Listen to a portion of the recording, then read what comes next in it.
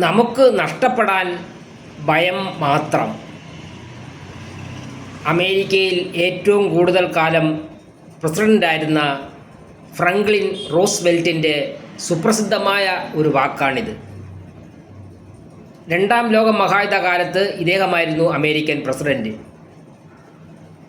യുദ്ധം മൂലം മാനസികമായി തകർന്ന പട്ടാളക്കാർക്കും അതുപോലെ തന്നെ അവിടുത്തെ ജനതയ്ക്കും ആത്മവിശ്വാസം നൽകിയത് ഈ റൂസ്വെൽറ്റിൻ്റെ ഈ വാചകമായിരുന്നു.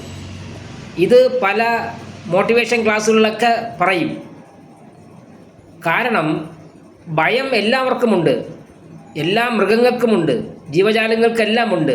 പക്ഷേ അത് അതിൻ്റെ ജീവസന്ധാരണത്തിൻ്റെ ഭാഗമായിട്ടുള്ള നൈസർഗികമായ ഭയം മാത്രമാണ്.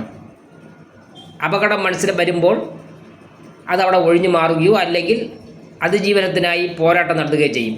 ആ ഭയം അത്രയേ ഉള്ളൂ. പക്ഷേ ചിന്തയുള്ള ജീവി എന്നുള്ള നിലയിൽ മനുഷ്യന് ഈ ഭയം എന്നുള്ളത് അതിൻ്റെ ഏറ്റവും വലിയൊരു നെഗറ്റീവ് ഇമ്പാക്റ്റായിട്ട് മാറി. കാരണം എങ്ങോ നടക്കുന്ന ഒരു കാര്യം പോലും നാം ഭയത്തിൻ്റെ രൂപത്തിലേക്ക് കൊണ്ടുവരും. ഇന്ന് തന്നെ എന്നോ നടക്കേണ്ട കാര്യമായിരിക്കും. ചിലപ്പോൾ അന്ന് നാം ജീവിച്ചിരിക്കണമെന്ന് തന്നെ ഇല്ല, പക്ഷേ അന്നുണ്ടാകാവുന്ന ഭയം പോലും ഇന്ന് നാം അനുഭവിക്കും. അതാണ് മനുഷ്യൻ്റെ പ്രത്യേകത.